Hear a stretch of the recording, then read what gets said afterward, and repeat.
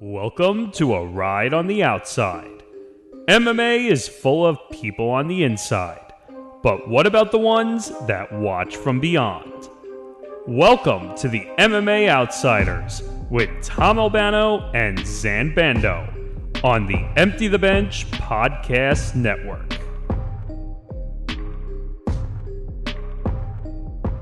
Hey, Zain, welcome back. Good to see you back again, and it's good to see you when we have a lot, and I mean a lot, that we have to get through. Absolutely. Yeah, because if Zain came back, so Zain was gone, he comes back a week later, and the mountain of work that happened with us went from this to this in a couple of days. For sure, but as we always allude to almost every week on this program, there is no off season when it comes to combat sports, and news can travel like wildfire every single day. So if you were not up to speed on what occurred in the week of MMA, because a lot did happen, and this show will hopefully serve as your appetite, if you will, as we move from February into March. Because if you can believe it, we're already getting closer and closer to the springtime, which means before you know it, we're going to be getting closer and closer to the summer, and it also means that we are slowly but surely counting down the days to what will be a monumental UFC 300. But before we get into all of it and so much more, we'd like to remind you to be sure to like and subscribe. Be sure to follow the Empty the Bench Podcast Network across social media at ETB Network. You can follow the MMA Outsiders at MMA Outsiders ETB. I am Zain Bando. I'm a staff writer for BJPen.com and also a news writer for MMA Knockout with a lot of exciting news and notes in the works. So I'm excited to reveal those when they are available. And of course, to my left is Tom Albano. You can find his work as he is a contributor at MMA News and Fansided MMA, and also holding down the fort for getting live results for every single PFL event or was region over on the PFL website throughout the entire regular season and postseason. So be sure to follow him over there, and be sure to follow him on Twitter at Miss J. Albano. You can find all of my work at Zambando99 across Twitter and Instagram as well. And while we're getting that out of the way, we just wanted to remind you that our show is presented by Wolf Spreads. They've been a partner with us throughout Football Friday. They've been a partner with us since about week 6 of the NFL season. Tom, can you tell our viewers that maybe aren't as familiar with Wolf Spreads what to expect from it, and what is the hoopla, if you will, all about?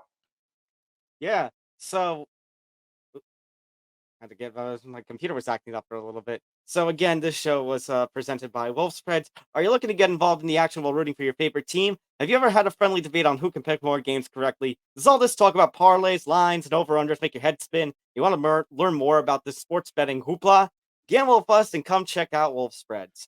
For all these weeks, ever since week, I think it was 9 actually, of the NFL season, we've been running sports betting competitions completely free on the Wolf Spreads app. Here's how it works. Everybody gets 2,000 fantasy dollars. Yes, fantasy dollars. That's fake money to bet on the action. Whoever can profit the most with their 2K bankroll wins. So it's a good way for you to, get used to the gambling aspect, participate in the gambling aspect while not actually wagering actual money and competing for bragging rights alongside your fellow friends and fellow sports fans. And if you're not an NFL fan, don't worry. Wolf Spreads has competitions available for the NBA, MLB, NHL, college football, basketball, so much more. Put fantasy dollars on the over-under, the money line, or the spreads, competing for bragging rights with your fellow players while having additional fun watching sports and not risk losing your house in the process. Wolf Spreads, sports betting for friends who love the action. All right, a lot that we have to run through right now. So let's not waste any more time, Zan. Let's get right into it. Let's start with PFL and Bellator, the big interpromotional showdown between the two sides, even though it's technically the same promotion as at this point. I mean, same ownership at this point. The PFL lost the series 5-1. The only win coming in the main event. Hendon Ferreira getting the biggest win of his career, the biggest stage of his career, and he performs not just admirably, but he performs in dominant fashion, needing just one single punch to drop Ryan Bader, follow up ground and pound, and in 21 seconds later, Brendan Ferreira is the winner, gets the super fight belt with the ring and everything. And more importantly, Zan, Renan Ferreira now gets one Francis Ngannou in Ngannou's PFL debut. Yeah, so I'm just gonna put it this way: if you would have told me 2 years ago that Francis Ngannou's next either defense of his heavyweight championship or a heavyweight championship fight would come against Renan Ferreira and not Jon Jones, I think I would have laughed at you. But this is this is the reality that we're in right now. Obviously, Ryan Bader. I thought that he was going to win. I thought that he was going to use his wrestling to neutralize Ferreira, and sometimes you just get caught. That's exactly what happened to Bader, and I think that anyone who didn't know who Ferreira was going into this past weekend know who he is now. And even though he more than likely doesn't have the same power that Francis Ngannou has, it definitely poses a unique threat to where if those two stand up on the feet, it could get very interesting. And you have to remember that Francis Ngannou has been out of MMA action for quite some time now, so it's going to be interesting to see if ring rust, even if that's even still remotely a thing anymore, if that is going to negatively affect him when he fights. Because as you know, when these guys, will come off long layoffs, they're sometimes not the same fighter. So this build up to Ferreira versus Francis is going to be very, very interesting. And it's something that I think people need to watch out for, because a lot of people thought Francis was just going to come in and make this a cakewalk and win the PFL heavyweight title. I think the way that Ferreira knocked out Bader and the decisiveness that he threw with that punch with goes to show that I think Ferreira is going to take this very seriously. And even though the PFL isn't getting the big time super fight that they want, which we'll talk about in a little bit, I think this is a decent consolation prize, especially for those that really want to see Francis compete wherever in the world it is. So I think overall it's a win-win, and thankfully for the PFL, instead of getting swept, we're going to win. So it's definitely very interesting, and we'll see where this build-up or promotion goes from here. I'm definitely very excited for it. Yeah, I feel very happy for Renan Ferreira. I mean, this was a breakout year. Well, 2023 was a breakout year for him and how he performed, getting a few straight finishes to end up becoming the heavyweight champion, calling out Francis right then and there when he had the PFL heavyweight title placed around him, even though he was having a showdown with Ryan Bader. And then, like you, Zan, I thought Ryan Bader was going to run through him given the experience level, given the level of competition faced. I mean, when Bruce Pat was filling in for you last week, he said that he could have seen a first round finish for Bader, just taking him down and unleashing ground and pound, which I could have very well seen happening. That was my expectation. I didn't really Yeah, expect that Pereira was going to be. I know there were some people out there saying that Pereira was a bad matchup for Bader. I didn't expect it to be this bad though. Like 21 seconds. This is quicker than when Bader finished Fedor Emelianenko both times. So that's big for Ferreira. You're right. They're definitely going to have a lot of. They're going to try to build this fight with Francis for quite a while. Now, obviously, Francis Ngannou is going to have Anthony Joshua in a couple of weeks, which plays a big interference in the plans for this coming fight. The expectation, according to Ariel Helwani, from the PFL standpoint, this is what a PFL source told him. okay. If Joshua beats Ngannou, they want to try to get it for some point in summer. If Francis beats Joshua somehow, then they're expecting end of 2024 possibly, because the assumption is, and we talked about it a couple weeks ago with the contracts with Saudi Arabia, if Joshua wins, then most likely, I mean, if Francis wins, most likely he's going to get Tyson Fury again if Fury beats Usyk. Yeah, and this is what's frustrating to me as someone who just covers the PFL and is not inside the behind the scenes or anything. What's frustrating to me is, just letting him wait around and letting him take these boxing matches. I just feel like, when you have an investment in someone and you have an investment where there's so much riding on it, all the stakes that he has in the company and whatever else, to me, I just think letting him sit on the shelf is just a bad idea. He's the most valuable heavyweight in the world. And you mean to tell me that he has to wait, several more months and potentially even into 2025 to compete. And I understand he's taking boxing matches and he's making the money that he very rightfully deserves to be making. But if you're a Francis Ngannou purist MMA fan, you are furious considering how ineffective he has been over the last year and a half to 2 years. So I understand where the PFL is coming from. I just wish in some regards they would somehow, some way figure out a more strategic measure in making sure that they don't ruin their investment that they spent millions and millions of dollars to promote. And Well, I hope it doesn't happen in a negative fashion. I'm just saying for those that want to see Francis be successful, I think him just continuing to wait and continuing to take these boxing matches maybe more of a negative than a positive. So yeah, that's sort of I how I feel about it. I think Zan, unfortunately, number one, this is the consequence that can happen from allowing him to go into boxing, to give him that massive contract that they did, signing him as a free agent. And number two, unfortunately, Zan, as we talked about a couple weeks ago, you know, the real people in charge. It's not PFL, it's not Bellator, it's not UFC, Saudi Arabia. Whatever Saudi Arabia wants, Saudi Arabia is gonna get. And if they want to see Ngannou back in the boxing ring fighting Tyson Fury once again, they'll get that instead of then that's what's gonna happen instead of PFL debut. And what concerns me too is Francis Ngannou walking out of the PFL versus Bellator show right as Renan Ferreira at the end is calling him out. Yeah, that's definitely very interesting, and that's definitely very strange considering who Francis was more than likely. Well, the reasoning as to why Francis was even there. So I feel like from a promotional perspective, it was a wasted opportunity to not have a face off be done, et cetera, et cetera. Yeah, no, it was a wasted opportunity there, unfortunately. But still, big win for Ferrer. Congrats to him. Co-main event, San. Johnny Eblen, Impa Kasaganai.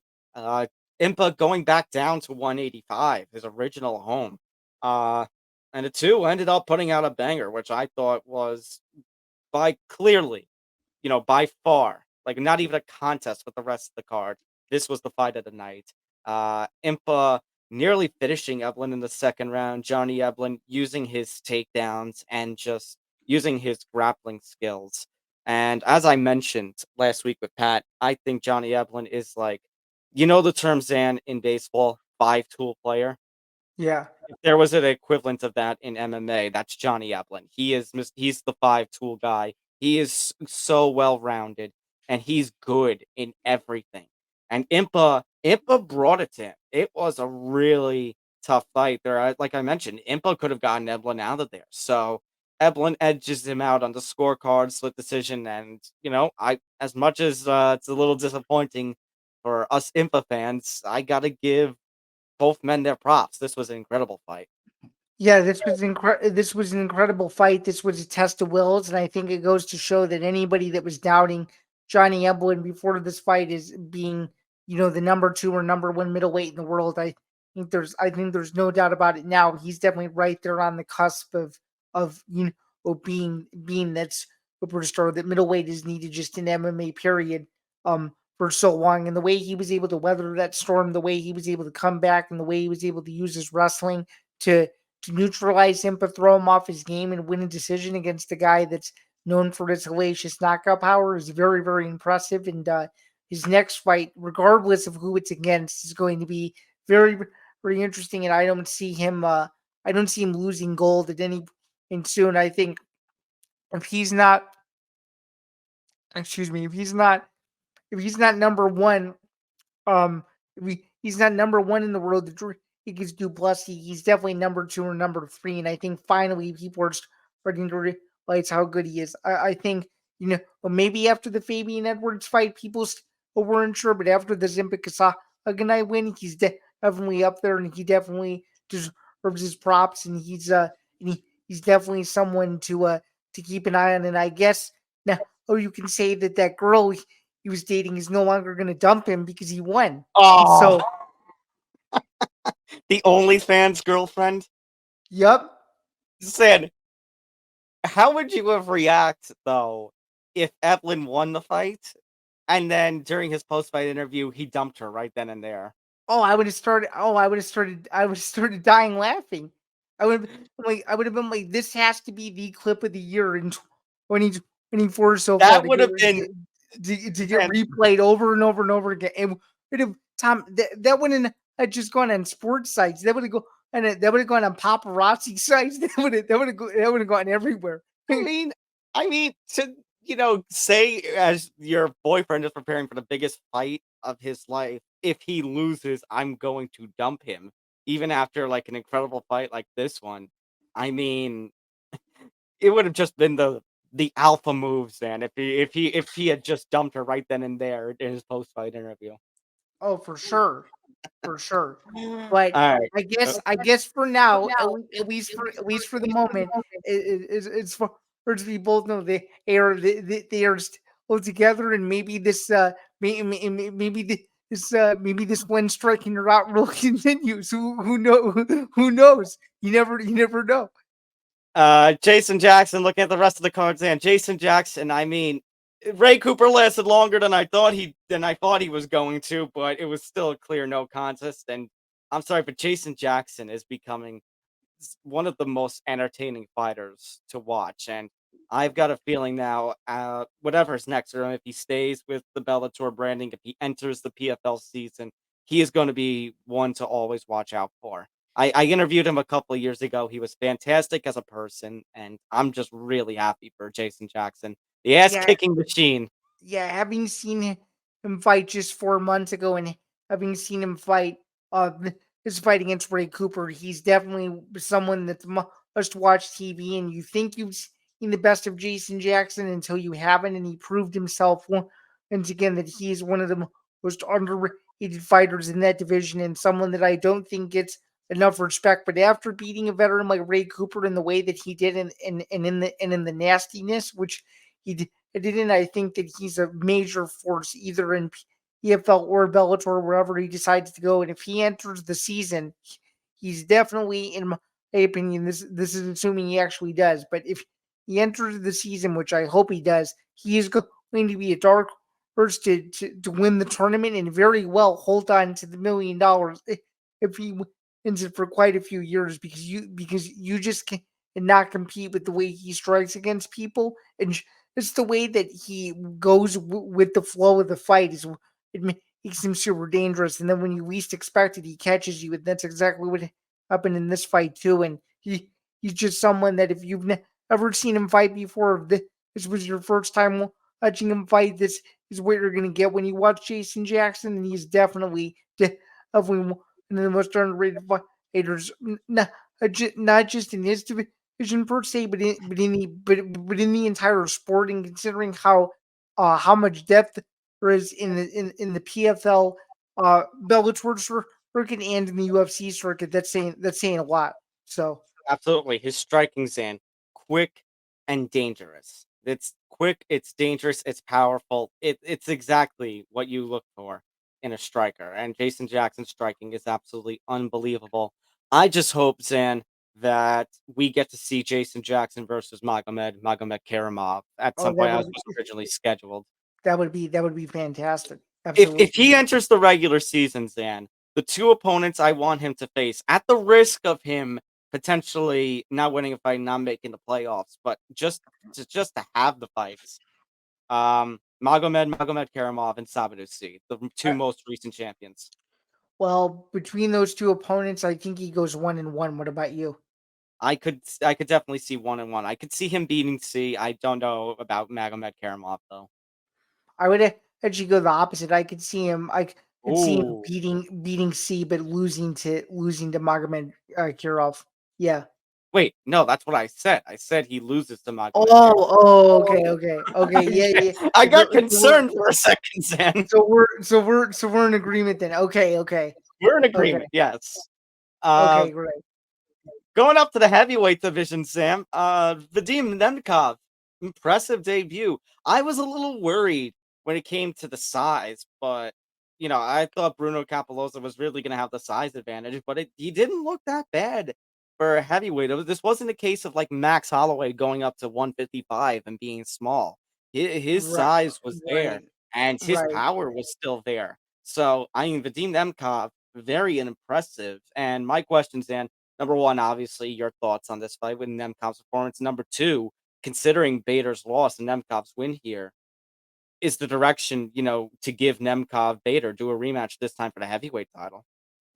Yeah, this was definitely a very, very impressive performance, and we were interested to see how Vadim Nemkov would look, especially after that long layoff, and especially after he decided to vacate his Bellator title. So it was definitely very interesting. But it looked like his absence didn't even phase him, and we know how dangerous Bruno Capolosa can be at times, and it just felt like Vadim Nemkov was very unfazed and he was very composed in the way he won, and just, just the way he was able to get him to the ground and the way he was able to finish him was very, very, very impressive. Did you expect him to win in that way? Because I didn't.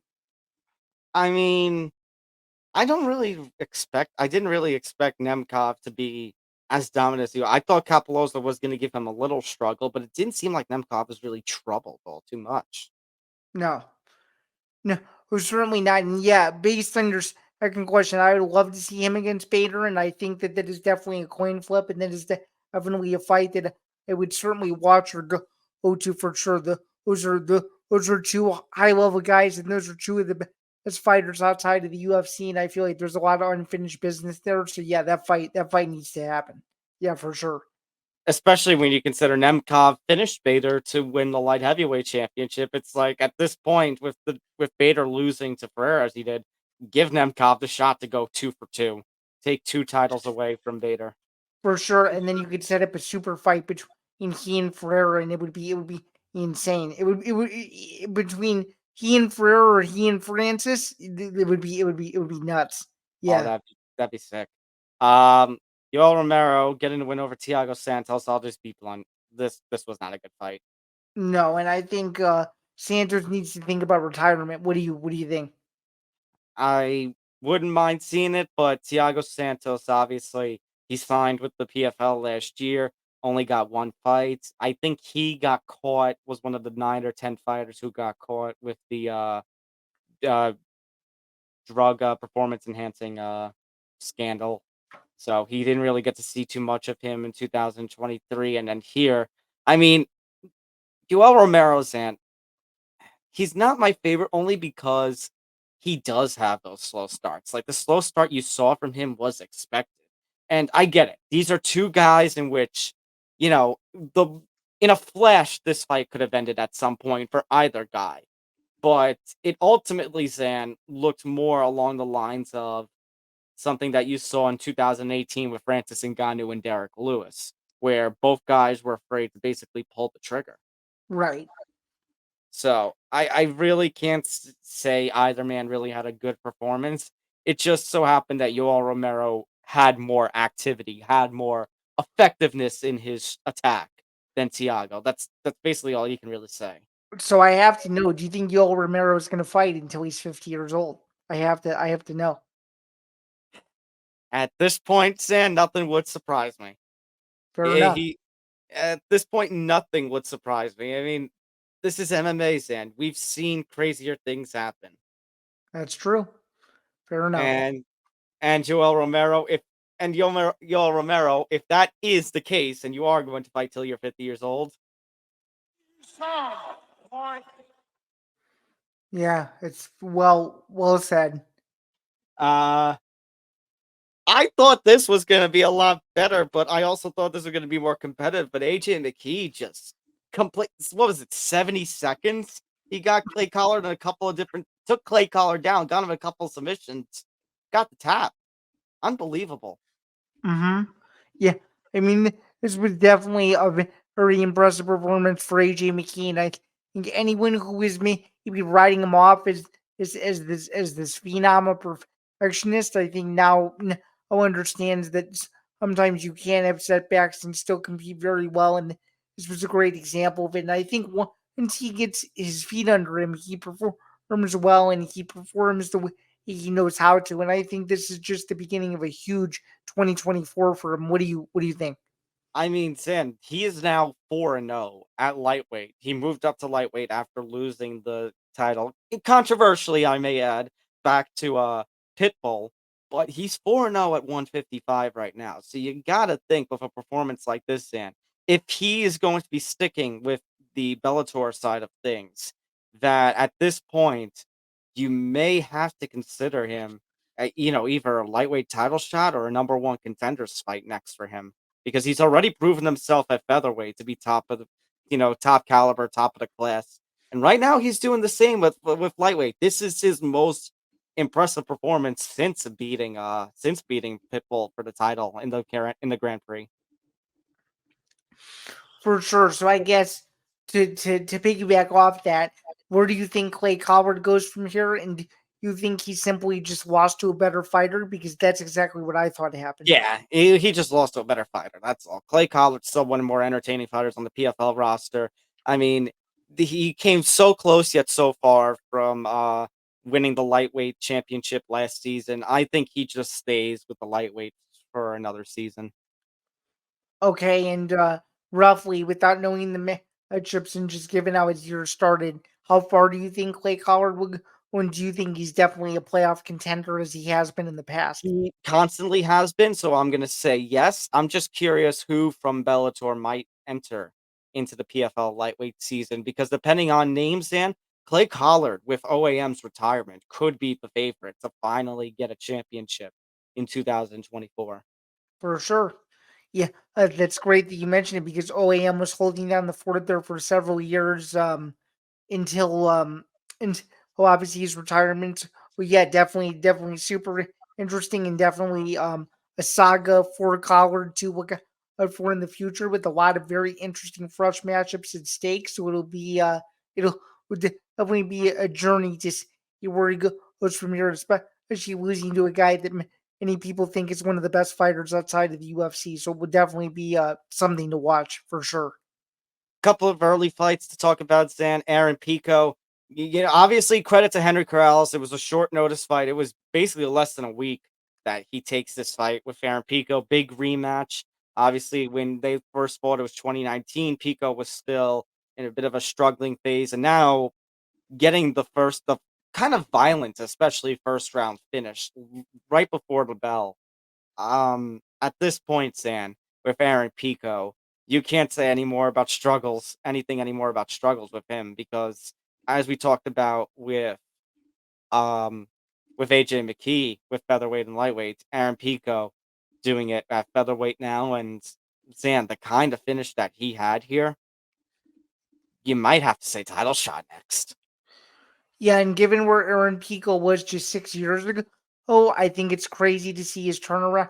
When everybody thought he was, just an all American USA wrestler that was coming in to try MMA, and he has really taken his journey seriously. He could have easily flamed out, but he hasn't. And yeah, I think a title shot is very possible, but it depends on where you do it, and it depends on the stakes of the card that he's on. If the card is big enough and it's with several title fights and he's sandwiched in the middle, I think he does pretty well. But if you just do him as a standalone headliner, it's not going to work. And I will say, obviously, number one's, and I am concerned about how he would do. It's one of those things where it's like he's obviously running through the competition, so you kind of might have to give him a very big fight, especially a title shot potentially next. I just don't know how he'd perform against a really experienced guy like Pitbull. And number two, I think they're obviously with PFL and Bellator, it's a champions versus champions card, but some of those matchups didn't exactly play out. And one of them was Jesus Pinedo versus Pitbull. And I kind of think that some fans and PFL officials kind of want to see that fight happen first before a Pico title shot. Right. So I guess could you realistically say that that he could serve as a backup fighter in case that fight falls out? If they try to book that fight against Zan and it falls out, I don't see why not you have, you know, if Jesus Pinedo can't go again, let's say they rebook this for summer or fall, have Aaron Pico as the backup and do it for the Bellator featherweight title. I don't see a problem with that. Yeah, makes total sense to me. And I think whatever direction Bellator's as PFL goes, it's going to be good for all parties involved. And I guess one Oh, constant hold is on. that Little correction from producer Pat. Pinedo's going to be fighting in the season for PFL defending his title. So I guess that opens up the possibility then that you could do Pico versus Pitbull on one of the Bellator cards. yeah, that's going to be a very interesting development. And shout out to Pat for for correcting us. And that in number two, I think you could put that Pico Pitbull fight on any Bellator card, regardless of where the Bellator event is. And I think people will be excited. And then Clarissa Shields. Uh, there's Zan. I know the PFL loves Clarissa Shields, and I love the PFL. This was a really bad fight, and Yeah, honestly, she should have been submitted in that first round. She did a couple of illegal things to manage to survive, kicking her opponent, grabbing at the glove. She should have been tapped out in that first round. This was not a really good look for Clarissa Shields. And considering her post fight interview, I mean, I get it. It's tough. It's a tough transition going in from boxing to MMA, but it's really tough. And I think that Zan, it's easy for us to talk when we're just sitting here talking about it, but when you're a fighter and you're complaining about how the training is hard and you're fighting Kelsey DeSantis, who she had 2 fights in 2023, but prior to that, well, 1 or 2 fights in 2023, but prior to that, she had a 10-year layoff from the sport.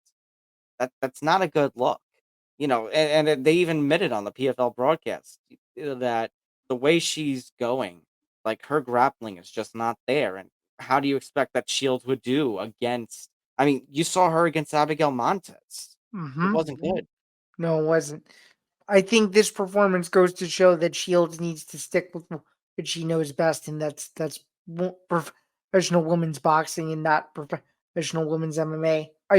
Just think, even though I she's give credit to her for trying, no, but no, it's just no, not I working do, out. I do too. But I think the one thing that it seems like, and obviously we don't know what's inside her head, but the one thing that it seems like she's failing to recognize is that MMA is, when you start in this, it's like a baby step sport. One thing leads to the next, and trying to learn everything all at once is never a recipe for success. And these last two fights, the Montez fight and the DeSantis fight, clearly showed that he just isn't up to par. When it comes to an early on in their career MMA kind of fighter, and that's something that I think she needs to go back to the drawing board and really think about, because I think this criticism should fuel her and not feel more her as a cut down, because honestly, people are just being honest. They didn't like the fight, and if she feels differently,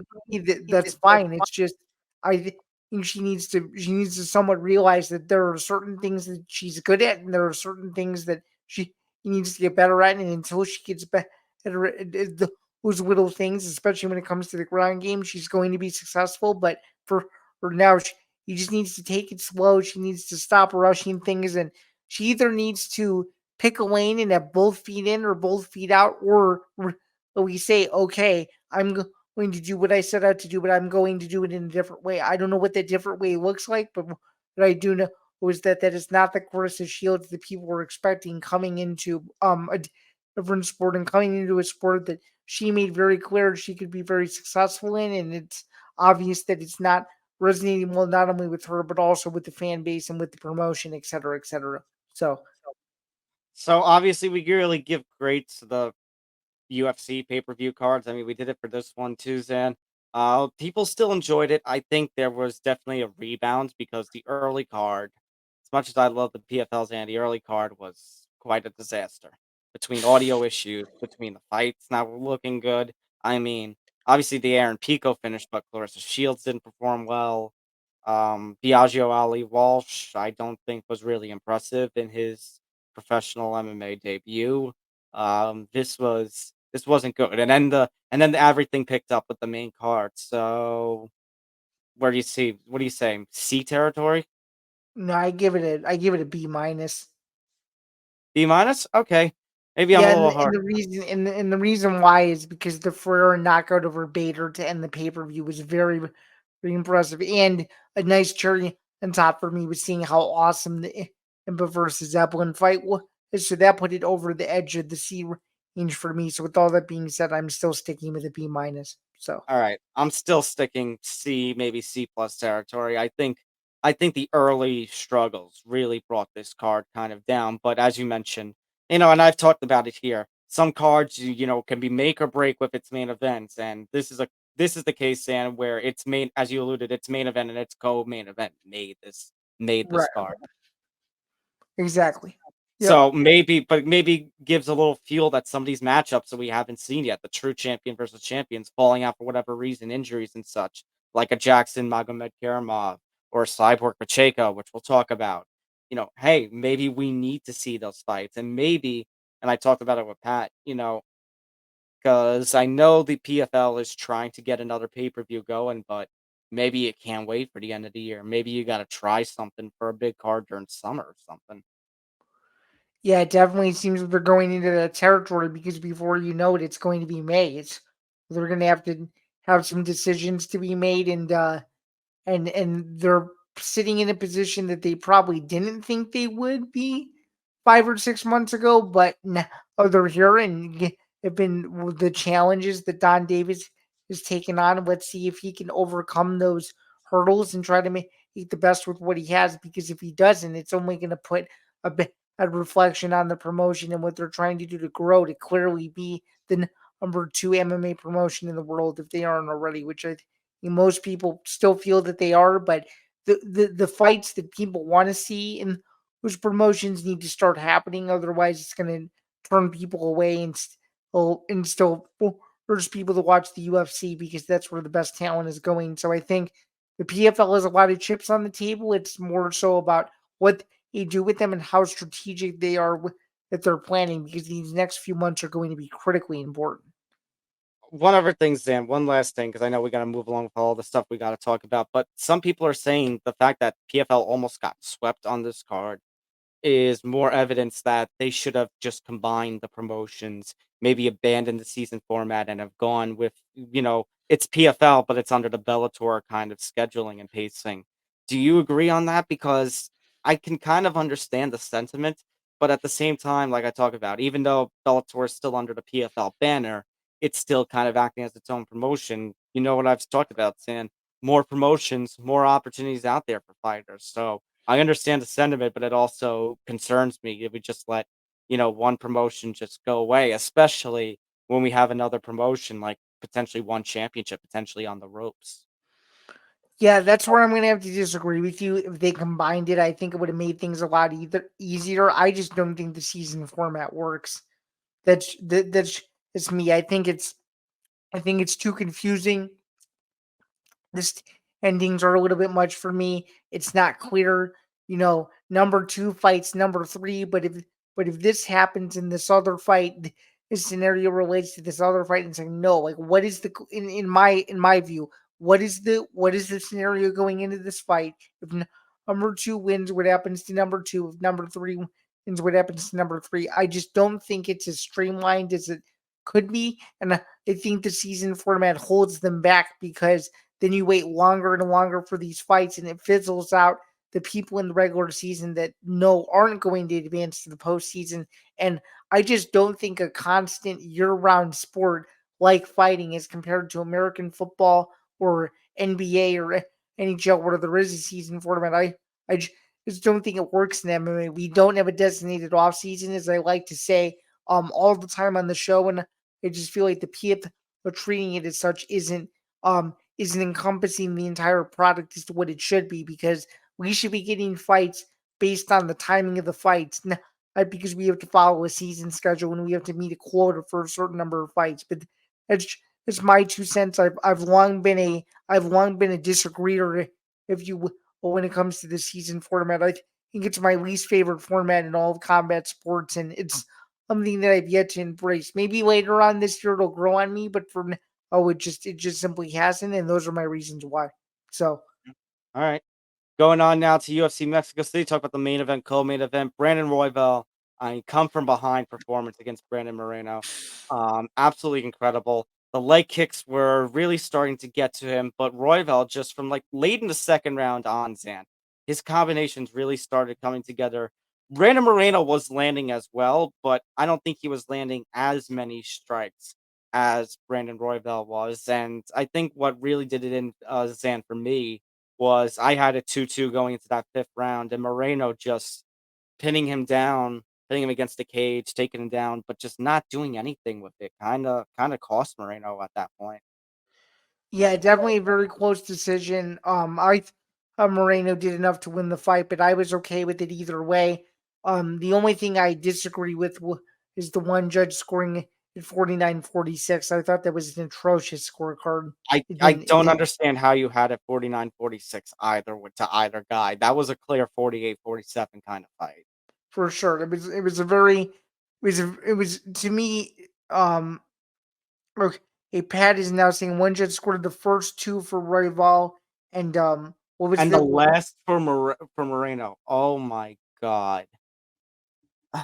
Zan, this just goes back to what we talk about with judging, just judges not being held accountable, and here we are again with this frustration. Mm-hmm. And as far as we know, none of it is going to change because these commissions don't speak up. The only time you'll ever hear of a change or you need to get better is CSAC, but outside of CSAC, nobody seems to step up to the plate to say, "Yeah, we got that one totally wrong, and we need to figure it out." And Zan, it goes to what I've talked about and what I've ranted on Twitter for years prior to our show. I think the 10-point must system that MMA, well, the unified rules at least has acquired from boxing, it just does not work in this sport. I No, it think doesn't. the pride rule set scoring, the overall damage scoring the fight as a whole just fits so much better with this sport than anything. I think so too because under Pride rules, I think you would have had a different result. I Mm, agree. I think Moreno might have won the fight under pride rules. Yep, because he got better as the fight went along, as compared to earlier in the fight. So And unfortunately, because Pat had quite the highlight last week when he was filling in, doing that rant about flyweights and all the rematches. So Royval wins. It seems like he's probably going to fight Pantoja in May. But wait a minute. Now he may have a torn MCL. And they said they're going to wait and see, what kind of grade tear it is. Hopefully that he can still go. Then I don't know if an MCL tear 2.5 months time before a fight with Pantoja would go down at 301. I just don't think the timetable kind of works. So at this point, I mean, you got to pray Amir Albazi is able to recover in time, is able to go for 301. Otherwise, whew, between losing Pereira versus Hill and now this is a blow. yeah, it's a blow for sure. And something that I was talking about off the air. It's almost like the UFC scheduling these cards in backwards fashion. They fill the card up with the fights that That don't excuse matter me. They or kind of undercard. they fill up the fights with a decent undercard, and it's almost like they wait for the main event at the end, and that does nobody any good because when people buy tickets, people are buying the ticket, and what do they see on the stub? They see the physical main event, and on the stub X versus X, whatever versus whatever, and if that main event isn't enticing, it's almost like the ticket was worth nothing at all. That's why I worry that some of these other fight night cards that are going to be at the Apex in the next couple of months, the unofficial, not officially announced card in St. Louis, like they need to figure out like what these main events are going to be. Otherwise, people are just going to be confused the entire time. So Especially when you I don't know. Especially when you consider, Zan, that 303, which we'll talk about in a little bit, confirmed International Fight Week. Tickets go on sale very soon, so it's like UFC 300 all over again, where they've got to get something announced soon Tickets before the go tickets go out. tickets go on sale March 1st. So maybe by the time this episode comes out, maybe we have a main event. Otherwise, we got to get something by Friday. Yeah, I know. I know. We'll definitely get into that, and it's definitely very interesting seeing that International Fight Week is not for UFC 300, but it's for UFC 303. But similarly to the UFC 200 202 saga, I think a lot of people would argue that UFC 202 is a lot more entertaining than UFC 200, but it is another discussion for another day. Moving on to the co-main event of the evening, you have Brian Ortega overcoming an ankle roll in the he fight introductions with Bruce Buffer, which it looked like a pretty brutal ankle roll on the replay. Hopefully, it was nothing too serious, but man, given how long Ortega's been inactive and whatnot, this was a very, very impressive performance against somebody that a lot of people thought was going to be the future of Mexican MMA and whatnot, a former interim champion, and he just made it look super easy. What did you think the way that I don't this know if I could say this super easy. I don't know if I could say super easy considering Yair Rodriguez nearly finished him in the first round. In a post-fight interview, he talked about he kind of had his mind focused on the ankle roll, and it was like, seriously? Because remember, when Ortega's last fight, when he and Yair fought the first time, um, in Long Island, it was the shoulder injury that ended the fight prematurely, and he was like, just imagine, like, imagine, Zan, if that had affected the fight and it ended it like right then and there. It's like my that's heart right, would have yeah. been broken for Uh, Ortega, but he pulls it around, ends up getting the third round finish. I believe, Zan, there was one judge who gave the very rare double 10-8, where it was 10-8 Yair for first round and 10-8 Ortega for the second, which is unbelievable. It really, it, But it really, it really is. What I more so meant by easy is that the rest of the fight after nearly getting finished looked like he went into a totally different mode than what he had. He was for sure. It looked like he wanted to viciously finish Rodriguez at every turn that he got. Oh, So no, he admitted in his post-fight interview, no play on words intended, he needed to get his feet back under him, get a focus again, and when he refocused himself, he was able to be the Brian Ortega of old. My question is, Zan, I don't know how this ankle roll is going to affect him because it goes back to what Pat and I talked about in that, maybe considering how the UFC schedule is playing out, which again we'll talk later, Noche UFC 2 is now going to be a pay-per-view, like I kind of teased potentially. Now it looks like if the UFC does the same does a Spain pay-per-view, it's either one, something you told me off the air where they're going to have to do two pay-per-views in a month, potentially December, or two, it's going to have to be that August card. And if it's that August card, Dan, I don't know if I'm ready for Volk to be knocked out three times in the span of a year. no, and I think they need to look at doing Taporia versus Evilev or Taporia versus Holloway. Yeah, but then again, that might be dangerous considering that Holloway is going to be fighting in April. So Absolutely. But I even mentioned this to Pat last week that I think with Holloway, considering the fact that, he's still one of the kings of featherweight and he's still in his prime, you got to get that fight done within the next year or so if you want to give Tapuria a shot at, conquering another king, let's say a featherweight, or all of a sudden Max Holloway regains the championship, becomes a two-time champion. and and it sets up a colossal rematch once again between he and Volk. This time for Holloway's UFC featherweight Or championship. colossal rematch between him and Tapuria, depending on how that fight goes. Oh, for sure, for So sure.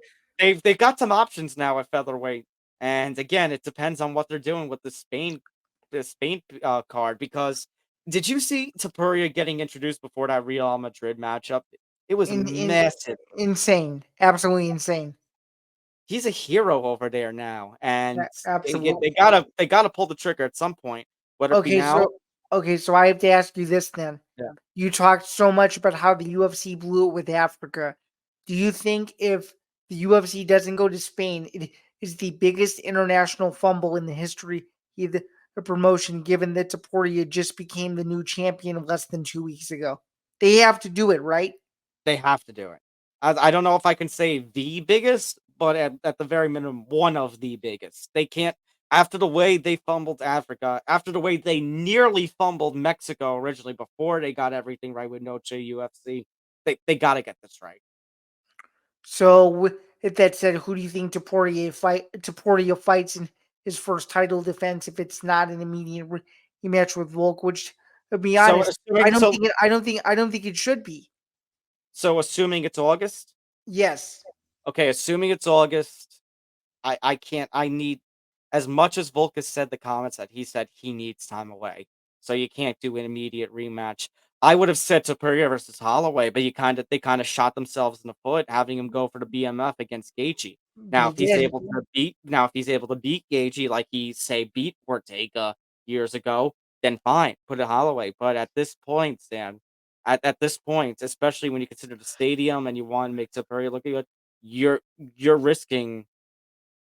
I mean, I could see Ortega as him as a former title challenger, but if that ankle roll affects him and he's not ready to go, you have no choice but But give a do you think that Ortega would draw just as well in Spain as a Volk or a Holloway, or do you think it would be a probably tough not. sell? But again, Zan, which is why I said at the end, they're at the rate they're going, they may not have no choice but to do Evil. Right. So that's where they're at right now. Let's get into the news segments. A lot that we got to roll through as we're late into the show. This one, recent development: Canelo Alvarez, and he's one and done with PBC. So, our old friend Rick Glazer was right. He had a feeling that Canelo was going to depart PBC, and here we are. So, kind of sad, but at the same time, Zan, the Jermell Charlo fight didn't really sell well and wasn't a great fight. What were they expecting trying to get Jamal Charlo in there, which again, I still can't believe he went 29 months without a fight and still was able to be a WBC champion. Absolutely frustrating. And I just don't know. I think, Zan, this is more on PBC than it is Canelo. I think so too, but as other people alluded to, it just bums me out that we may never see him fight David Benavidez. It's a real bummer. I know, but I guess it depends upon what the future and the fate of PBC is. Obviously they've got the Amazon deal, but the fact that they're not going to hold a non-pay-per-view card until June, I'm sorry, that's sickening. Yeah, I agree. Especially sickening if fighters were promised fights in other months that are now being pushed to June, where they may not even know if they'll fight or not. And like their first card, Zan, supposedly for March, is going to be the return of Keith Furman taking on, double checking here, is it Zoo? Yeah, Tim Zoo, which I like. I like Keith Furman. I like Tim Zoo. That doesn't scream pay per view. I'm sorry.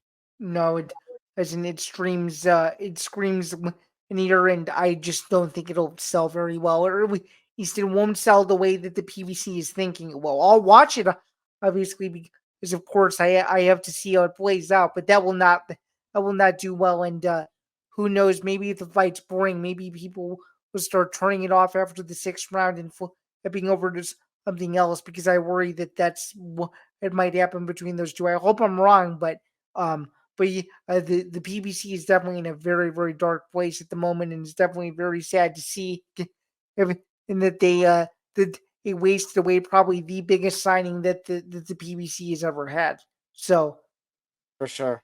Uh, what are your thoughts, Zan, on Jon Jones being interviewed during the PFL Bellator broadcast? I didn't expect Jon Jones was going to be there. I didn't, let alone seeing him interviewed on the broadcast. And do you think he answered the questions well? I mean, he said, I'll beat Ngannou, I'll beat Stipe, and I'll beat Tom Aspinall. Is that going to be realistic? I don't see all three of those fights playing out. But at the same time, I like how he answered everything. I like how he kept the idea open for an Ngannou fight. I just don't see, really, at this point, Jones and Ngannou ever happening unless something, as Sean O'Connell put it, unprecedented happens. Which, by the way, also one last other thing. What were your thoughts about Sean O'Connell's throwing some shade at Dana White in the UFC, saying, "Well, it's not PFL holding this back." I don't think he really needed to do that. I think him saying it caused a distraction and took away from what, in my opinion, the bigger picture was that Jones and Francis were there together, which was very unique. I just think I don't know. I just worry that if people want to see this happen, there needs to be no sideshows. We don't need to hear who's fault it is and whose fault it isn't. The reality of the situation is that Jon Jones is the UFC heavyweight champion. The reality of the situation is that Francis Ngannou is in a lucrative contract with the PFL, and he's also taking on professional boxing.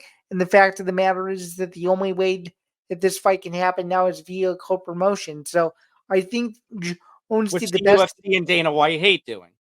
Right. So I think Jones did the best that he could, but what I was instantly worried about was I was watching that I'm like some UFC executive somewhere is making some sort of phone call because I'm sure on their side they were furious to see their heavyweight champion trying to entice this possibility when they know in their heart of hearts and they know because is they rarely do anything that's exception based that this fight will ever happen given the current terms. So I Yeah, think he no. did the best he could, but at the end of the day, it's just all hearsay. I won't believe it until it actually happens, and I'm sure that a lot of people feel this same way. And I really think it was more so just a distraction than anything else. So you're taking the approach like I take with Conor McGregor. Hmm. All right, fair enough. Yeah, I think at this point this fight is cooked unless something happens by hook and crook in which Jones, I don't know, retires after the Stipe fight only to sign a lucrative contract with the PFL like Francis did, and I don't see that ever happening. No, I don't think so either. And I think Jones wants to retire on top as a UFC champion, so I don't think he would do that for legacy's sake. I think he would retire as a UFC fighter, and that would be it. For sure. Speaking of retirement, Henry Cejudo was like, "Yeah, never mind what I said." So it goes back to what I talk about, Zan. When I talk with Pat, Dana White has a grudge against him.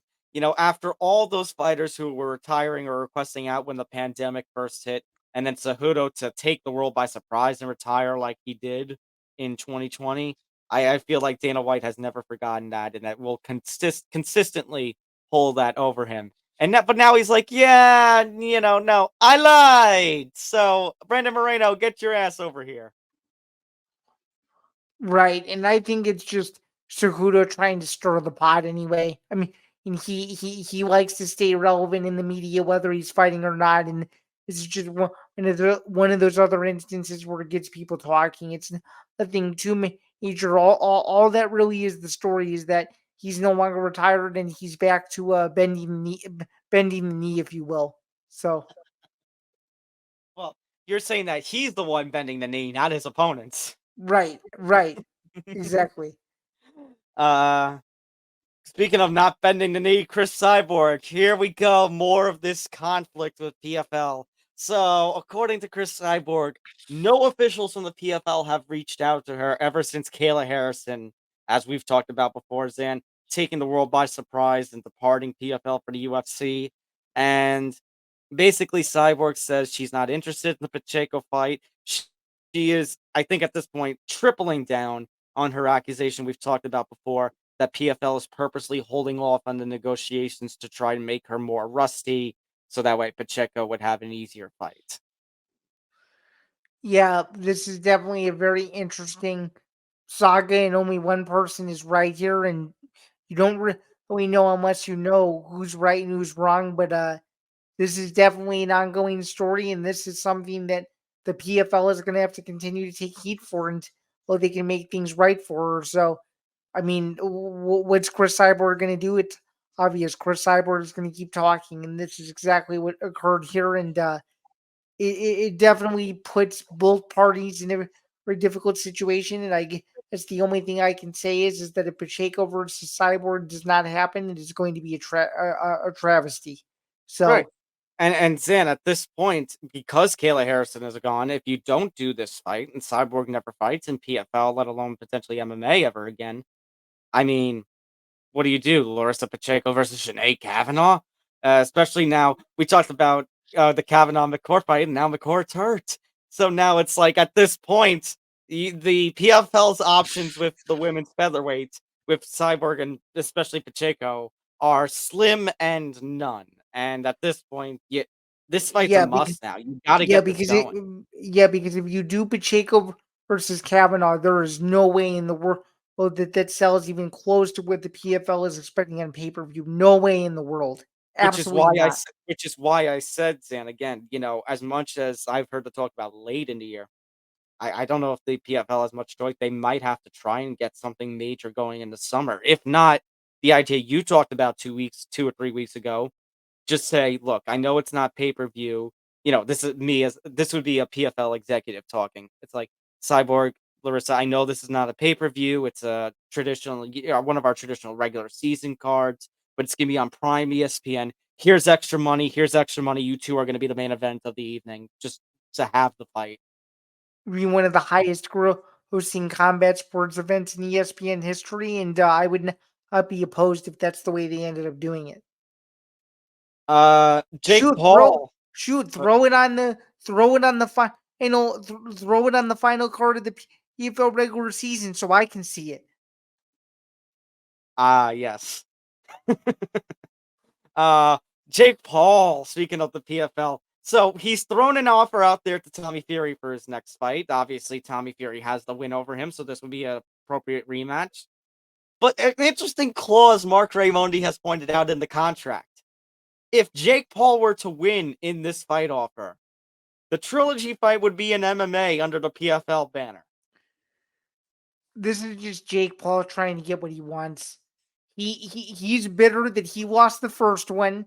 He feels like he was screwed by whoever the judges were in Saudi Arabia, and now he's trying to get it his way. And hopefully, Tommy Fury stands his ground and refuses to do it, because I think that's just too much to ask. You either do it in boxing or you do it in MMA. You don't do it in both. Tommy Fury is not experienced in MMA, and neither is Jake Paul. It'd be one of the biggest circuses of all time that nobody would want to see.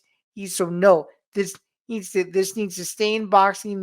This needs to stay in boxing only. And I feel like the last thing that these guys want to do is paint a black eye on the sport of MMA. So no, I am totally opposed to this, and no, I do not want to see an MMA crossover. It would be absolutely devastating, and I actually think it would turn a lot of people away from watching the sport ever again. And I know that that's a huge bold statement, but to me, I think people are just sick of the gimmicks. People are sick of the sideshows. They want to see real combat sports, and it's just, isn't it? These guys are boxers, and that's it. And that's what I think people need to start accepting is that not everyone's going to get it their way, but this one is totally avoidable. And I hope and this contract doesn't get signed, because it would be the biggest mistake of Tommy Fury's entire career. Wow. What a rant from you there, San. I guess my only question then is, if you're PFL at this point, you got to get Francis, consider what's going on with Francis and Cyborg. I mean, you got to get Jake Paul in there at some point in this year too, don't you? No, you do. I just don't think you do it under the circumstances of Oh, fighting. I wasn't talking about this circumstance. I just mean he's got to fight in 2024. Yeah. I just don't think it should be against him, though. All right. Speaking of fighting, several current and former UFC fighters, including Michael Chandler, Michael Bisping, are going to be speaking on behalf of the UFC in an upcoming antitrust case, as are several managers, including Ali. So kind of goes to show you where certain, values and loyalties lie. In this case, obviously, we're not the biggest legal experts. Well, one thing that Eric Dragon noted on social media, Zan, several fighters, including Chandler and Bisping, I believe, have not opted out of the lawsuit. Obviously, this would be a class action, so they're speaking on behalf of the UFC in this court case, but they're also suing the UFC technically in this court case. So they're speaking on behalf of their employer, but if there's a win in this lawsuit, then they win some money. So it's I've never seen anything like that. I've never heard of anything legal like that. No, I've never heard of it either. And just so you know, you probably read it. They're seeking up to $1.6 billion. That's right, billion with a B in damages if it goes the fighter's way. I just think this 10-year saga is, we think, unless any new developments come out, it's nearly over.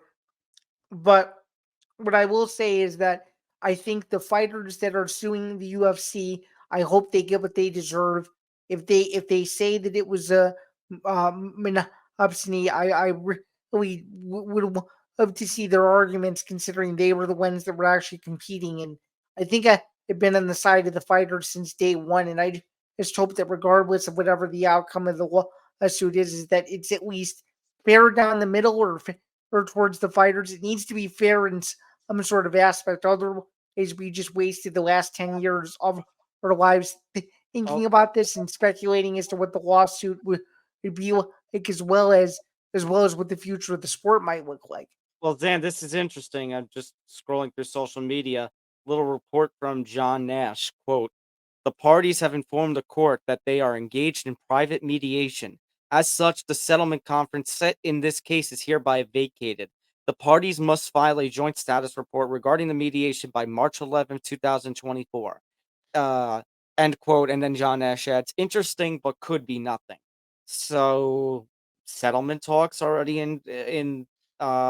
I don't want to say underway, but in discussion as a possibility, perhaps. Yeah, I mean, the last thing the UFC wants to do is actually make this a public thing, and he could make it look like it's a black eye towards them. So I think in their defense, quote unquote, if you will, a settlement is probably the best option, considering that they want to save face and still show that the brand is bigger than the fighters, Especially convol- which is convoluted and messed up as it is. That is probably what that their perspective is, and what their perspective will continue to be.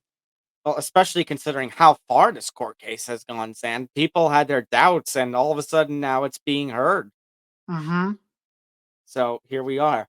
A couple of small things. Gervonta Davis, Tank Davis is going to defend the WBA lightweight title against Frank Martin. It'll be a PBC pay-per-view in late spring or early summer, so maybe it'll be one of these cards and, one of these first few PBC on Amazon Prime cards that's pay-per-view until, before they have a non-pay-per-view card. I guess that depends on what the direction of the PBC is at this point. Yeah, I'm just gonna say that this is a tune-up fight for Gervonta Davis if it does happen, but yeah, a little premature to announce it, or to tease it with, and everything that's going on behind the scenes in the PBC is not looking very pretty. So I'm gonna hold my bated breath, if you will, and say once again that I'm not gonna believe that these two are gonna be fighting until the Wednesday before, when the press conference is had, more than likely at MGM or somewhere in Vegas, because I don't, this fight doesn't take place there, or either in Davis's hometown of Maryland. I think those are their only two options, and it remains to be seen if this fight actually comes to fruition, and when it will be. Because sometimes with the PBC they'll say a date, and then they'll retract it, and I wonder if it's going to be the same situation here. It's definitely very interesting. UFC 3, a couple of announcements from the UFC regarding their pay-per-view schedule, which we talked about before. So June will have two pay-per-view cards, June 1st in Newark for UFC 302, and then they did confirm, as much as McGregor Chandler's not going to happen, it seems, they did confirm 303 International Fight Week in Vegas, June 29th. Obviously they gotta, like we talked about before, they gotta have a main event announced by Friday, because that's when tickets go on sale.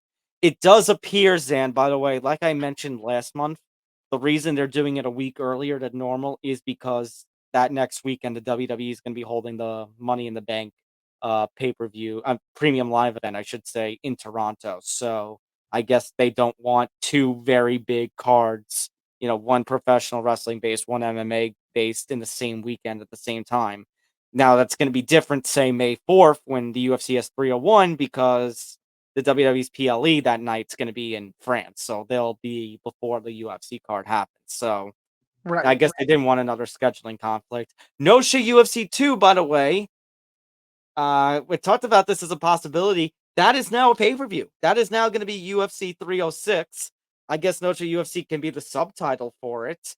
And I guess, I mean, Zan, It's do at the you it's at see? the Sphere too. And that's the one at the Sphere. Dana said they're going to announce plans soon on how they're going to utilize the Sphere for this card. Um, do you still see Grasso Shevchenko 3 being the headliner for that one? Yeah, it's either going to be that, or I don't.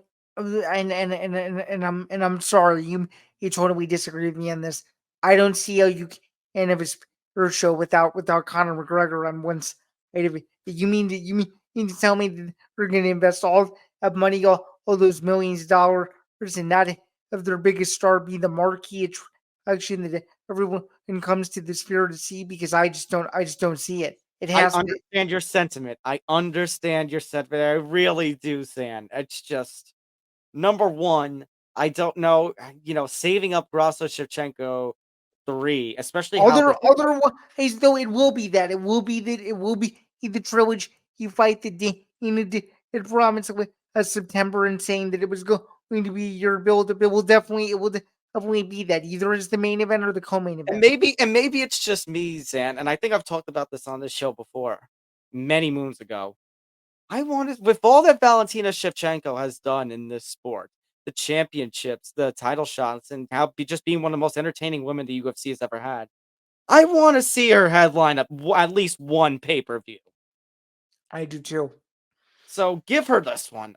Like, I understand your sentiment, and the UFC may try, but the fact that they're just constantly pushing this off, like we said, I'll believe McGregor Chandler happens when it actually happens. Until then, this is where I'm pushing for. Give Shevchenko her due. If you're even with the pay-per-view, have the trilogy main event. Why not? Give one flyweight main event if you're not going to do Pantoja 301 because you're banking on Pereira to do the turnaround. Well said. All right, just quickly, main event for this weekend's card. Back at the Apex. Jairzinho Rozenstruik, Shamil Gaziev. Zan, we talked about before. We'll stat here from Pat Wildstat. Rozenstruik's only win over a UFC fighter still in the UFC is against Andrei Arlovsky in 2019. Jeez. I mean, I like Jairzinho Rozenstruik just because his power is unreal. He hits like a truck. I can't believe we actually got to see him and Francis play out as much as short as it was.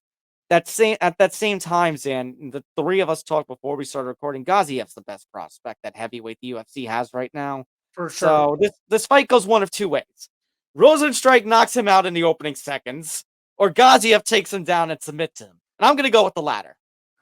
Yeah, I think Gaziev gets it done in very impressive fashion, and I think pencils him in, if you will, for UFC 307 in Abu Dhabi. I'm going to go a little more conservative and say that it's going to be a second round it could choke submission, but I think it's going to be a very easy win for him, and I think that Rozenstruik is going to be off his back foot. He's going to get tripped, and he's going to get viciously mounted, and then he's going to get submitted. But this is going to be after a first round Rozenstruik tries to come out guns blazing and knock Gaziev out, but Gaziev is none of that, turns the fight around in his favor and wins. That's what I think. Well said. Well spoken. All right, that's going to do it for this show. Just very quickly, make sure you hit that like button, subscribe, hit the notification bell so you get notified of everything here at the Empty the Bench Network. Make sure to follow the show across social media, Facebook, X, and Instagram at MMA Outsiders ETB. Do the same for the network, Facebook, X, Instagram, and TikTok at ETB Network.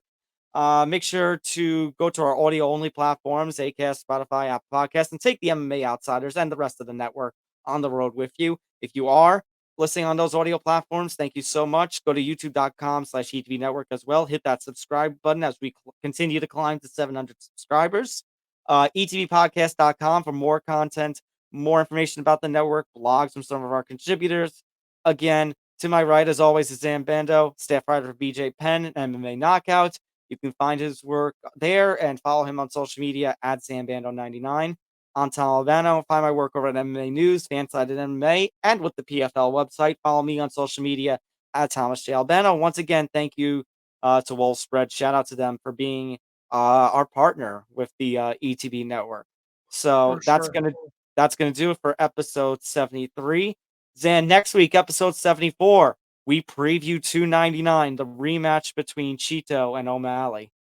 It's a big one, and you could very well argue that UFC 299 is bigger and better than UFC 300. So that should be a very fun debate when that rolls around. And we're also going to preview Anthony Joshua versus Francis Ngannou, which should be very fun. Yeah, absolutely. And then just to add to the 299, just an example of that stack card. Co-main event, Dustin Poirier, Benoit Saint Denis. That's just gonna be an insane one. It's a big fight. Big fight, and I mean, you have some news surrounding that fight here soon, but stay tuned to my social medias to figure out what that news is going to be. But I guess what I can say about it is, what I can say about it, however, is that it is very, very much related to that fight and something we leading up to that fight. So stay tuned for that. But All yeah, right. for sure. So for Zan, I'm Tom. We'll see you next week on the MMA Outsiders. Take care, all. Take or before we get out of here, we just want to remind you to enjoy another UFC Apex card. And remember, as always, given that this weekend's card is at the Apex, be Joe Piper.